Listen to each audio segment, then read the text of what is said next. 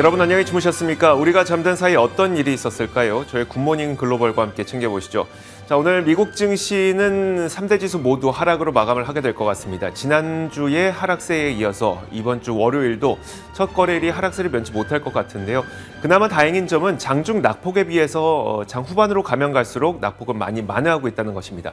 어쨌든 3대 지수는 하락하게 될 것 같은데 하락의 가장 주된 요인으로 꼽히고 있는 것이 바로 국채금리입니다. 10년물 국채금리가 다시 한번 장중한 때 1.8%를 터치하기도 했을 뿐만 아니라 여기에다가 이번 주에는 여러 가지 중요 이벤트들이 놓여 있죠. 파월 의장의 청문회, 여기에다가 CPI 지표 발표 이런 것들이 불확실성을 작용하면서 여러 가지 이벤트에 대한 경계 심리도 시장에는 크게 작용하고 있는 것 같습니다. 자, 그렇다면 이렇게 흘러내리는 시장이 계속 이어지느냐? 물론 어떻게 될지 아무도 알 수 없습니다만 주요 투자 구루들은 지금 저가 매수에 나서야 된다는 이야기를 많이 하고 있고요. 시장의 변동성이 이렇게 커진다고 하더라도 올해 미국 시장은 수십 년 내 최대의 경제 성장률을 보일 것이다. 이런 전망들도 나오고 있습니다. 자, 그래서 과연 저가 매수에 나서는 시점은 언제가 좋은지 이런 것들도 참 많은 고민이 되는 때인데요. 자, 어쨌든 이런 가운데서 시장은 하락 마감하게 될 것 같습니다. 자세한 마감 분위기부터 한번 살펴보도록 하죠. 전체리 앵커입니다. 네, 현지 시간 1월 10일 뉴욕 증시 마감 상황 확인해 보겠습니다. 지난주 새해 첫 스타트를 조금 아쉽게 시작했던 뉴욕 증시가 이번 주도 이렇게 약세로 문을 열고 있습니다. 전 세계 돈값의 기준을 정하는 10년물 국채 수익률이 장중 1.8%를 돌파한 데 따른 타격이 이어지고 있는 건데요.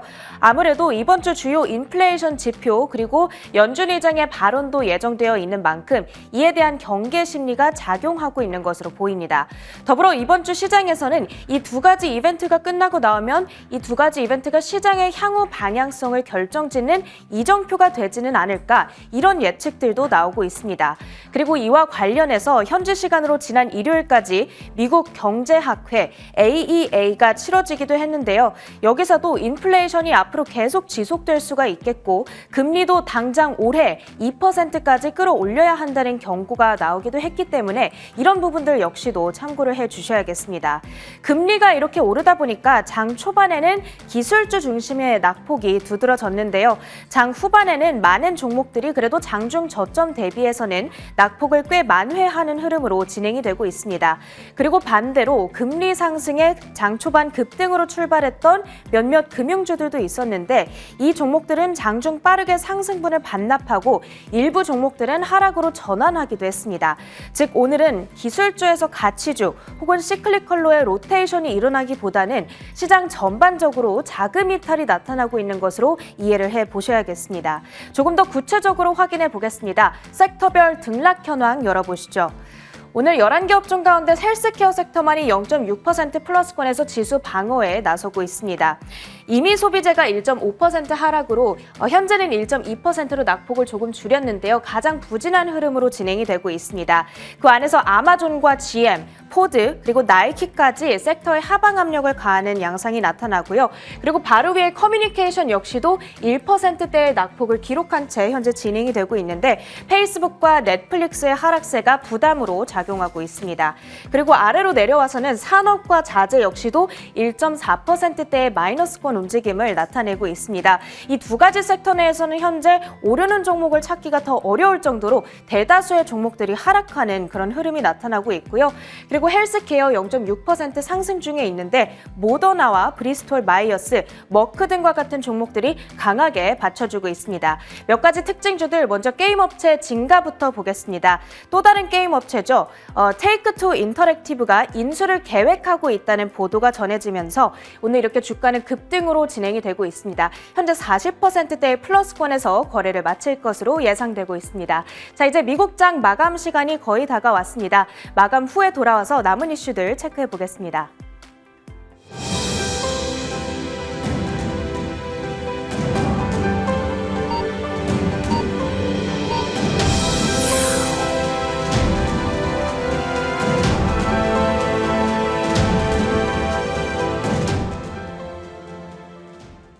네, 월요일장 거래 마치고 돌아왔습니다. 계속해서 진가에 대한 소식을 전해드리려고 하는데요. 테이크2 인터랙티브가 주당 9.86달러의 인수를 계획하고 있다라는 보도가 전해졌습니다. 지난 금요일 종가로 비교를 했을 때에는 64%의 프리미엄을 주고 진가를 인수하게 되는 건데요.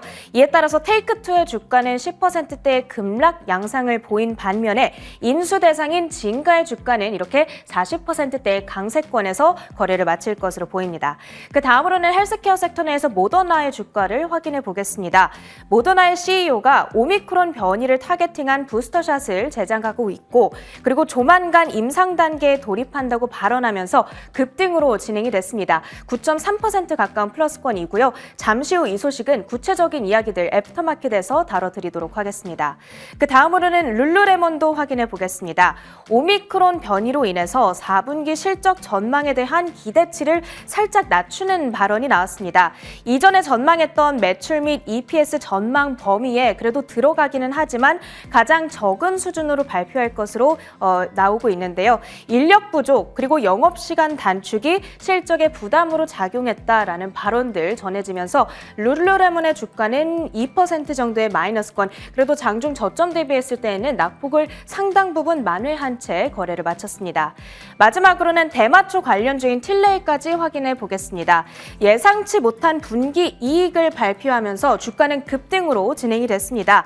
대마초 제품에 대한 수요가 강화하면서 전년 동기 대비 매출이 20%가량 급증했다는 소식 전해지고 있습니다. 틸레이 주가는 13.5% 급등 마감했습니다.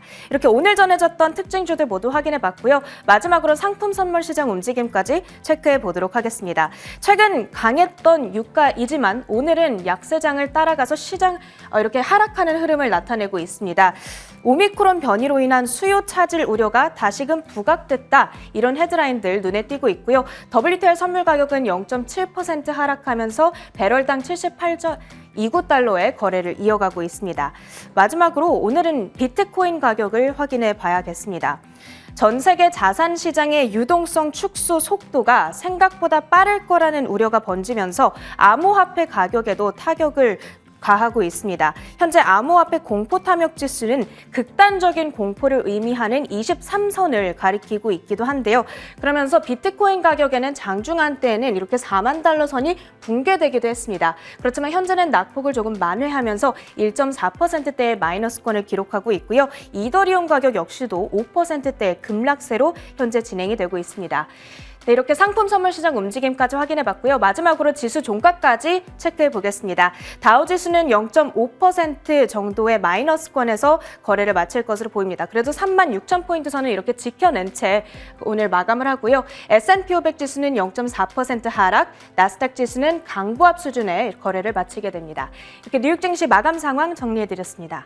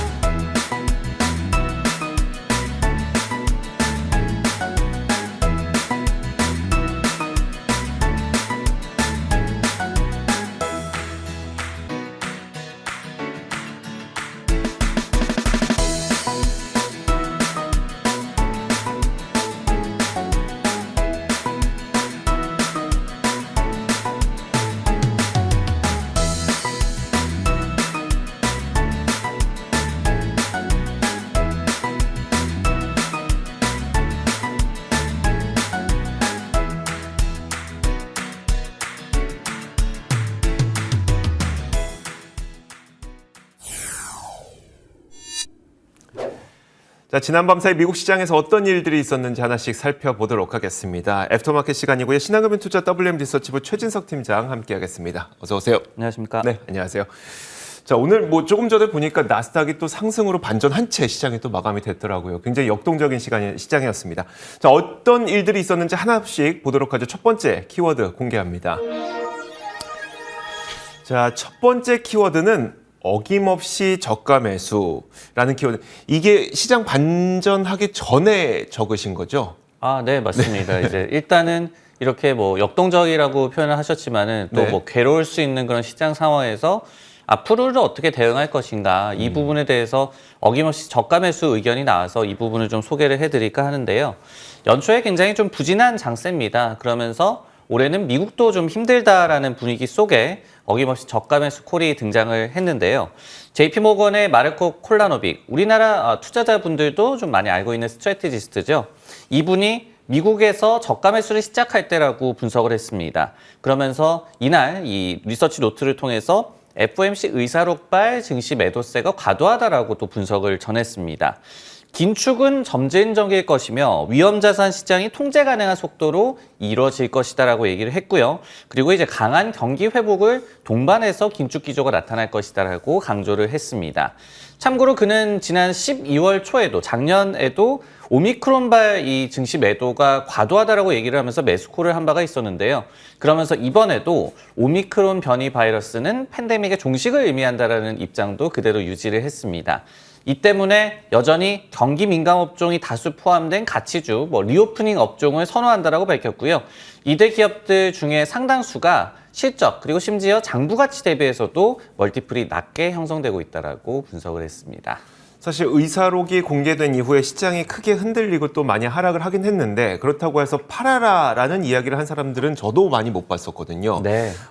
그런데 뭐 반면에 또 긴축 일정은 계속 앞당겨지고 있고 그러면은 긴축 일정이 앞당겨져도 굳이 팔 필요는 없다는 게 월가의 대체적인 시각일까요? 네, 일단은 그 정도로 좀 나타나고 있는 것 네. 같습니다. 지금 공통적으로 주요 IB나 기관들이 얘기하고 있는 거를 보면은 의사록 내용이라든지 아니면은 연준의 앞으로의 좀 긴축 노선이 증시 방향성을 완전히 좀 부러뜨리지는 않을 것이다 쪽으로 의견이 좀 모아지고 있는데요. 하지만은 그 전망 자체는 충분히 좀 앞당겨지고 있는 것 같습니다. 예를 들어서 이제 골드만삭스 같은 경우에도 세 차례 금리 인상을 원래 전망을 했었고 그리고 FOMC 의사록 나온 직후에도 리서치 노트가 있었는데 그때도 세 차례를 그대로 유지한다라고 얘기를 했습니다. 하지만은 이를 뒤집고 네 차례로 금리 인상 전망을 올린다라고 얘기를 했고요. 기존에 3월, 6월, 9월에서 이제 12월이 추가됐다라고 분석을 했습니다. 여기에 또 양적 긴축, 자산 규모를 줄이는 QT라고 불리는 그 조치의 개시 시점도 전망을 기존의 12월에서 7월로 앞당겨 잡았습니다. JP모건도 첫 인상 전망을 6월에서 3월로 이제 앞당겨 잡았는데요. 제이미 다이먼 회장이 이제 네 차례의 금리 인상을 전망한다라고 얘기를 했기 때문에 뭐 사측의 입장도 이와 다르지 않을 것으로 예상이 되고요. 뱅크 오브 아메리카도 모든 데이터가 3월의 금리 인상 전망을 뒷받침하고 있다라고 얘기를 하고 있어요. 그렇기 때문에 일단은 FOMC 의사록이 나온 후에 그 내용들을 좀 면밀하게 분석을 하면서 긴축 자체가 좀 빨라질 것이다라는 점에는 동의를 하고 있는 것 같습니다. 네네. 하지만은 아직까지는 그것이 증시에 완전한 좀 훼손을 가할 것이다라고까지는 얘기를 하지 않고 있고 그리고 이제 JP모건처럼 이렇게 저가 매수 콜이 나오고 있는 상황이기 때문에 앞으로 이제 증시 자체에 대한 전망도 어떻게 바뀌는지 그리고 이 과정에서 연준이 얼마나 또 시장과 소통을 잘하는지도 좀 중요할 것 같습니다. 알겠습니다. 자, 이렇게 첫 번째 키워드 한번 살펴봤고요. 첫 번째 키워드를 통해서는 저희가 저가 매수 콜이 좀 들어오고 있다는 것을 봤습니다. 자, 이어서 다음 키워드 준비해 보겠습니다. 다음 키워드는 이겁니다. 자, 최대 성장률이라는 키워드인데요. 시장이 참 힘듭니다. 그리고 2022년 시작하자마자 증시에 대한 좀 우려감도 있고요. 그럼에도 불구하고 올해 미국이 수십 년 내 최대의 성장률을 기록할 것이라는 전망이 나왔습니다. 여러분들 화면에서 보시는 그 바로 제이미 다이먼 회장인데요. JP모건을 굉장히 오랫동안 이끌고 있는 이끌고 있는 CEO죠. 자, 연준이 긴축에 들어갈 것이라는 두려움 때문에 시장은 흔들리고 있습니다만 올해 미국 경제는 수십 년 내 최대의 경제 성장률을 기록할 것이라고 그는 얘기를 했습니다. 미국 경제에 대해서 대단한 자신감을 현재 보여주고 있는 것인데 그가 이렇게 자신 있게 말할 수 있는 거는 그 이유는 이겁니다. 미국 소비자들의 재정 상태가 탄탄하기 때문이라고 설명을 했는데요. 그는 미국 소비자들의 재정 여건이 그 어느 때보다도 나은 상태라면서 최근 미국인들은 코로나 이전보다도 20%, 25%나 더 많은 지출을 하고 있다 이렇게 설명했습니다. 자, 이렇게 소비가 많아졌기 때문에 소비 주도의 국가인 미국 경제는 좋을 수밖에 없다는 게 제이미 다이먼 회장의 말인데 만약에 이 소비를 부채로 하고 있다면 문제가 되겠죠. 하지만 그것도 아닌 것 같습니다. 제이미 다이먼 회장은 미국인들의 부채 상환 비율이 지난 50년 동안 우리가 데이터를 추적해온 그 어느 때보다도 훨씬 더 나은 상황이라고 설명을 했거든요. 빚도 잘 갚으면서 소비도 25% 정도 많다라는 거는 특히 미국인들의 재정 여건이 굉장히 탄탄하다라는 걸 보여주고 있어서 이것이 올해 굉장히 좋은 경제 성장률을 이끌 것으로 전망을 하고 있는 겁니다. 자, 금리 인상에 대한 언급도 있었는데 근데 미국 연준이 투자자들이 예상하는 것보다 더 많은 금리 인상을 할 수도 있다고 전망을 했습니다. 이날 골드만삭스에서는 4차례 금리가 인상 있을 것으로 전망을 했죠. 하지만 다이먼 회장은 4차례 이상의 금리 인상이 있을 것으로 전망을 했습니다. 그러면서 단 4번만 인상하면 오히려 나는 놀랄 것이다 라고 얘기를 했는데요. 이처럼 연준이 금리를 올린다고 하더라도 미국 경제는 성장할 것이지만 투자자들은 연준이 행동에 나서기 시작했기 때문에 좀 격동의 한 해를 보낼 것이다 이렇게 전망을 내놨습니다.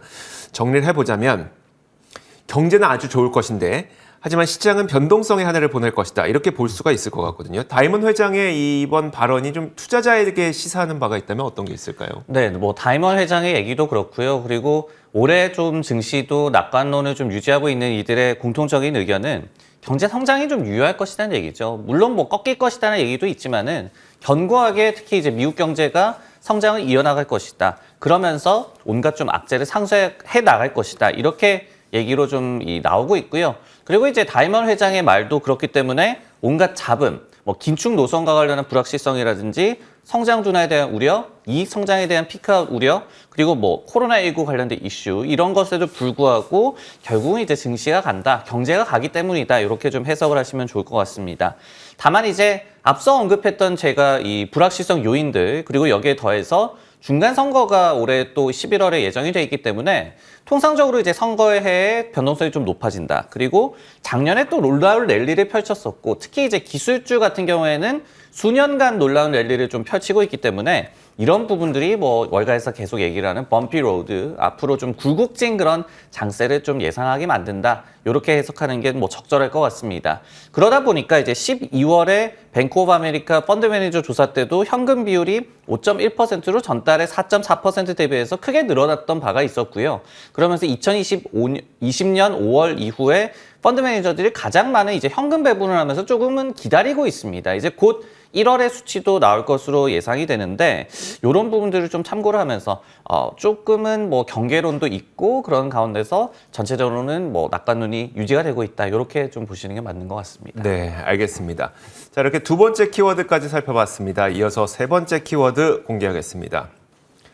세 번째 키워드는 바로 이겁니다. 이제는 쌀이 아닌 기름이다 라는데 뭐 기름 사진도 있고요. 반도체 사진도 있고요. 이번 얘기는 기름 얘기일까요? 반도체 얘기일까요? 반도체 얘기고 그리고 기름 얘기는 아니에요. 뭐 비유적인 표현이기 때문에 흔히들 이제 반도체를 산업의 쌀이라고 네. 표현을 하잖아요. 근데 이거를 이제 기름으로 좀 바꿔야 될 것 같습니다. 왜 이런 말씀을 드리냐면은 이날 뱅크 오브 아메리카가 보고서를 냈는데요. 반도체를 빠르게 디지털화되고 있는 글로벌 경제의 새로운 기름으로 표현을 했습니다. 그러면서 이 섹터 전반에 대해서도 낙관론을 그대로 좀 유지를 했고요. 클라우드 그리고 인공지능 AI가 되겠죠. 5G, 자율주행, 메타버스 등의 우리가 소위 말하는 핫한 분야에서 모두 이 반도체가 중요한 역할을 한다는 게 바로 이제 기름으로 표현한 이유가 되겠습니다. 그러면서 이제 탑픽은 엔비디아를 꼽았는데요. 게이밍과 AI, 메타버스 그리고 차량용 모두 다 구조적인 성장이 나오고 있다고 강조를 했습니다. 그러면서 목표 주가 $375를 제시를 했고요. 여기에 더해서 마이크론이라든지 또 온 세미컨덕터, 뭐 글로벌 파운드리스 그리고 장비주인 KLA에 대해서도 좋은 의견을 냈습니다. 한편 인플레이션도 그렇고 금리 상승, 지정학적 리스크 그리고 코로나19 이슈 때문에 올해 반도체 섹터 역시도 변동성이 다소 높을 수는 있다라고 강조를 했습니다. 자, 이렇게 많이 사용되고 그리고 이만큼 수요가 높다면 뭐 지난 밤사이 뉴스도 TSMC가 또다시 매출 신기록을 기록했다고 네. 하더라고요. 그만큼 반도체 수요가 어마어마하게 많은데 사실 최근의 움직임을 보면 엔비디아와 AMD는 또 지속적으로 하락하고 인텔이 또 반등하는 모습을 보이고 있거든요. 혹시 여기에는 어떤 특별한 이유가 있을까요? 네, 일단은 그 간밤의 흐름에 대해서 좀 말씀을 드리자면은 뭐 세 기업이 모두 다 얽혀 있는 특별한 이슈가 있었던 것은 아닌 것 같습니다. 하지만 이제 엔비디아 같은 경우에는 이 ARM 홀딩스를 인수하는 것과 관련한 잡음이 좀 부각되는 이슈가 있었다. 이런 좀 해석이 존재를 하는데요. 왜 그러냐면은 영국의 이제 규제 당국에 경쟁 저해 목적이 아니다라는 내용을 골자로 한 서한을 이날 제출을 했습니다. 이게 결국은 인수를 성사시키기 위한 노력이죠. 하지만 또 반대로 생각한다면은 그만큼 지금 인수 승인이 힘들다라는 뜻으로 좀 해석이 됐고, 그러면서 단기적으로 좀 악재로 작용한 것 같습니다. 그러면서 엔비디아가 이날 장중에는 한때 5.9%까지 낙폭을 또 확대하기도 했습니다. AMD는 뭐 엔비디아와 조금의 동조하는 흐름이 올해 내내 좀 이어지고 있는 것 같고요. 인텔 같은 경우에는 당일 호재는 물론 없었습니다. 하지만은 최근 5일간의 흐름은 양사 대회에서 오히려 견고하다. 5일간의 인텔은 플러스권에서 놀고 있는데 엔비디아나 AMD는 새해 들어서 좀 하락권에서 놀고 있는데요. 실제로 이제 인텔과 관련해서 지난 1월 5일에 노던 캐피털 마켓이라는 기관에서 아웃퍼폼으로 투자하기는 상향 조정하면서 목표 주가 62달러를 제시를 했어요. 그러면서 일관성 있는 전략을 이제 드디어 수행하기 시작을 했다. 이익 전망이 여전히 보수적이기 때문에 지금 투자자들에게도 기회가 될 수 있다라고 얘기를 했거든요. 결국은 이 세 기업들 간의 좀 주가 흐름이 엇갈리는 것도 시장 전반의 좀 분위기도 있겠고요. 그리고 밸류에이션 측면에서 인텔이 많이 좀 주가가 누워 있다라는 측면이 이런 일부의 매수 콜과 함께 좀 이 차별화를 좀 불러일으키고 있는 것 같습니다. 알겠습니다. 뭐 그렇다면 결국 이제 인텔에 대해서는 인텔이 워낙 저렴한 축에 속하게 됐으니까, 시장 환경상 저렴한 축에 속하게 됐으니까 인텔에 대한 매수가 좀 많이 들어오고 있고, 반면에 엔비디아와 AMD는 좀 그동안 너무 많이 달렸으니까 약간의 그 균형을 잡는 그 정도의 과정이라고 시장에서도 바라보고 있는 거네요. 네, 맞습니다. 이제 투자자들 입장에서도 좀 선택의 문제가 되겠죠. 네네. 이 당연히 뭐 실적 추정치라든지 이런 거를 보면은 AMD나 엔비디아가 압도적입니다. 네. 근데 인텔은 이제 턴어라운드를 좀 꾀하고 있는 그런 기업이 되겠고요. 근데 이제 시장 전반에 바라보면서 이렇게 시중금리가 오르고 할인율이 높아져서 성장주에 내가 과연 뭐 배팅을 할 수 있을까? 이런 심리가 좀 강해지다 보면은 좀 싼 주식을 찾게 되잖아요. 네네. 그런 움직임에 인텔도 올해 일단은 스타트가 나쁘지는 않은 것 같습니다. 알겠습니다. 자, 이어서 다음 키워드 공개하겠습니다. 다음 키워드는 바로 이겁니다. 본격 반등의 서막이라는 키워드를 꼽아봤는데요. 바로 모더나에 대한 이야기입니다. 사실 모더나가 전고점 대비 거의 반토막 수준까지 주가가 많이 하락한 채로 진행이 됐었는데, 지난 밤 사이에는 거의 9% 넘게 급반등을 보였습니다. 뭐 여러 가지 뉴스가 있었어요. 첫 번째, 한 3가지 정도 뉴스가 있었는데, 첫 번째로는 모더나의 CEO가 이날 오미크론에 특화된 부스터샷이 임상에 들어갔고 올 가을을 목표로 하고 있다고 설명을 했습니다. 그러면서 올해에만 약 20억에서 30억 도즈의 부스터샷을 공급할 수 있을 것이라고 밝혔고요. 자, 두 번째 나왔던 뉴스가 뭐였었냐면 올해 백신 매출의 가이던스를 높여잡았습니다. 이날 모더나는 올해 그 매출이 올해 코로나 백신 계약으로 약 185억 달러 정도의 매출을 기록할 것으로 기대를 했는데요. 여기에다가 잠재적인 부스터샷에 대한 추가 구매가 이루어지면 35억 달러 정도의 추가 매출이 있을 것으로 전망을 했습니다. 이게 어느 정도 많은 거냐면 총 합쳐보면 한 220억 달러 정도가 되죠. 지난 11월에 모더나가 올해 매출이 170억에서 약 220억 달러 정도 사이가 될 것이라고 가이던스를 제시했었는데, 이날 발표한 내용은 이 가이던스의 상단을 터치한 것이기 때문에 올해 매출에 대한 기대감을 높일 수 있는 재료로 작용을 했습니다. 자, 세 번째로는 분석 기사가 하나가 있었는데요. 보편적인 독감 백신으로도 확대될 수 있을 것이다라는 전망이었습니다. CNBC에서는 현존하는 그 세계적인 독감 백신이 mRNA 업체들의 다음 돌파구가 될 것이라는 분석 기사를 보도했는데, 현존하는 독감 백신의 효과는 겨우 40에서 60% 정도라고 합니다. 그리고 2010년부터 2020년 사이에 미국에서만 연평균 12,000명에서 52,000명가량 독감으로 인한 사망자가 발생을 해왔었는데, 코로나 덕분에 mRNA 백신 개발 능력을 보여줬던 모더나와 그리고 화이자가 독감 백신을 통해서 코로나 이후에도 이 성장세를 보일 수 있을 것이라는 분석이었습니다. 자, 한마디로 올해 매출 좋을 것이다. 그리고 코로나가 끝난다고 하더라도 독감 백신 시장에서 대활약을 할 수 있을 것이기 때문에 돌파구 찾을 수 있겠다라는 분석 기사였었는데, 자, 모더나가 거의 뭐 반토막까지 내려왔습니다만 최근 들어서 반등 보이고 있죠. 이 모더나에 대한 월가의 시각 어떨까요? 네, 화이자도 이 오미크론용 백신을 3월까지 준비할 수 있다라고 이날 얘기를 했죠. 네. 이런 것과 함께 결국은 이런 백신이 이 오미크론용으로도 개발이 되는 것이 팬데믹에는 굉장히 호재입니다. 그러면서 섹터별로 따져보더라도 리오프닝 주에도 굉장히 호재가 되는데, 근데 이제 아이러니한 것이 이것과 같은 어떤 팬데믹의 해결을 불러일으켜주는 백신 제조사들은 이런 상황이 벌어지게 된다면은 나쁠 수도 있겠죠. 왜냐하면 팬데믹이 이제 종식이 되는 그런 국면으로 접어드니까. 하지만은 계속 백신을 팔 수가 있다라고 한다면 이렇게 실적이 많이 좀 창출이 돼서 가이던스도 올리고 그럴 수만 있다면 나쁠 것이 없다라는 움직임이 나오고 있는 것 같고요. 최근에 이제 다만 모더나에 대해서는 지금 오미크론용 백신과 관련해서 좀 불확실성도 있고 좀 개발 중인 상태이기 때문에 뚜렷한 뭐 투자 의견이 나오고 있지는 않는 것 같습니다. 근데 이제 코엔이라는 IB에서 12월 초에 마켓 퍼폼 커버리지를 모더나에 대해서 게시를 했어요. 그러면서 현금 할인 기법, DCF 기반한 밸류에이션은 $250 정도다. 그때는 이제 다운사이드를 점친 건데 지금 뭐 주가를 생각을 해본다면 뭐 소폭의 업사이드는 점칠 수가 있겠죠.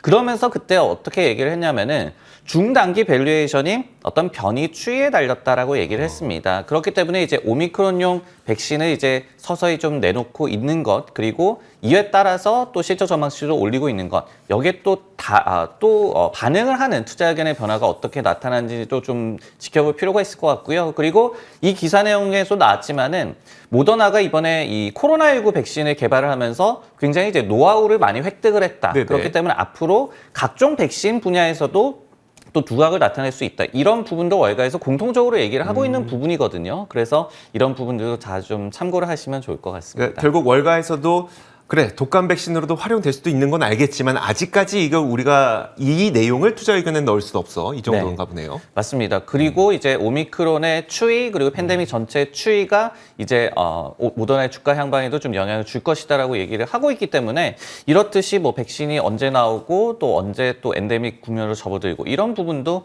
결국은 주가 흐름에 영향을 많이 줄 것 같습니다. 알겠습니다. 자, 지금까지 신한금융투자 WM 리서치부 최진석 팀장과 함께 살펴봤습니다. 오늘 말씀 고맙습니다.